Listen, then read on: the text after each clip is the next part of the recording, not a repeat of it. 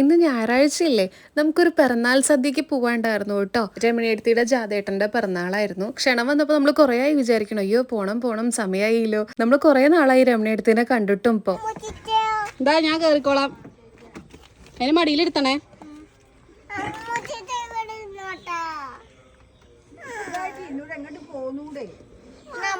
അമ്മച്ചിട്ട് അതിനെ കൊണ്ടേക്കോളൂ. പോകുമ്പോ നിങ്ങളിരിക്കും, അത്രേ ഉള്ളൂ.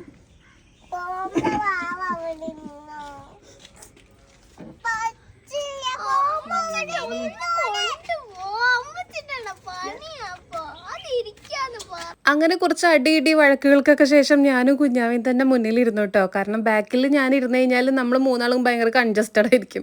പോണ വഴിക്ക് ഇങ്ങനെ മലയും കാടും കുന്നും ഒക്കെ കണ്ടിട്ട് നല്ല രസമാണ് കേട്ടോ. ഇവിടുന്ന് തേലക്കാടേക്ക് പോണ വഴികൾ എന്ന് പറഞ്ഞാൽ നല്ല രസമാണ് കാണാൻ വേണ്ടിയിട്ട്. അവിടെ രമണിയെടുത്തിയുടെ പരുത്തിയിലത്ത് നമ്മൾ ചക്കടാനാണ് ലാസ്റ്റ് പോയിട്ടുണ്ടായിരുന്നത്. അതിൻ്റെ വ്ളോഗൊക്കെ നമ്മൾ യൂട്യൂബിൽ ഇട്ടിട്ടുണ്ടായിരുന്നു. കുറേ പേര് അത് കണ്ടിട്ടുണ്ടായിരുന്നു എന്നൊക്കെ പറഞ്ഞു കേട്ടോ.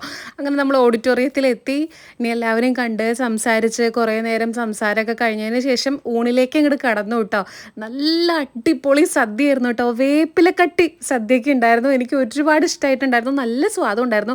ഊണ് കഴിഞ്ഞാൽ 4 കുട്ടി ഒരു മുറുക്കൽ, അത് നിർബന്ധ. അത് കഴിഞ്ഞിട്ട് എല്ലാവരും പരിചയപ്പെടലും ഫോട്ടോ എടുക്കലും അതിൻ്റെ ഇടയിലും ഇതൊക്കെ ഇങ്ങനെ നടക്കണുണ്ടായിരുന്നു കേട്ടോ. കുറേ പേര് നമ്മളെ വീഡിയോ കണ്ടിട്ട് ഇങ്ങോട്ട് വന്നിങ്ങനെ സംസാരിക്കുകയായിരുന്നു. അതിലൊക്കെ ഒരുപാട് സന്തോഷം. രമണിയെടുത്ത് ഇന്ന് നല്ല ചുമന്ന ബ്ലൗസൊക്കെ ഇട്ടിട്ട് സെറ്റുമുട്ടൊക്കെ നല്ല ഭംഗിയുണ്ട് കാണാൻ. നല്ല രസമായിട്ട് എനിക്ക് നേരാണ് സംസാരിക്കാനൊന്നും പറ്റിയിട്ടുണ്ടായിരുന്നില്ല. അത്രയും ഫോട്ടോ എടുക്കലും തിരക്കൊക്കെ ആയിട്ട്. അതിനുശേഷം എന്താ ഞങ്ങൾ തിരിച്ചങ്ങോട്ട് വരുന്ന സമയത്ത് ഓഡിറ്റോറിയത്തിൽ നിന്ന് കുറച്ച് അങ്ങോട്ടും ഇങ്ങോട്ടും ഉമ്മ വയ്ക്കലും കെട്ടിപ്പിടിക്കലും കുഞ്ഞാവയുടെ പ്രകടനം ഇങ്ങോട്ട് കഴിയില്ല. അങ്ങനെയായിരുന്നു കേട്ടോ.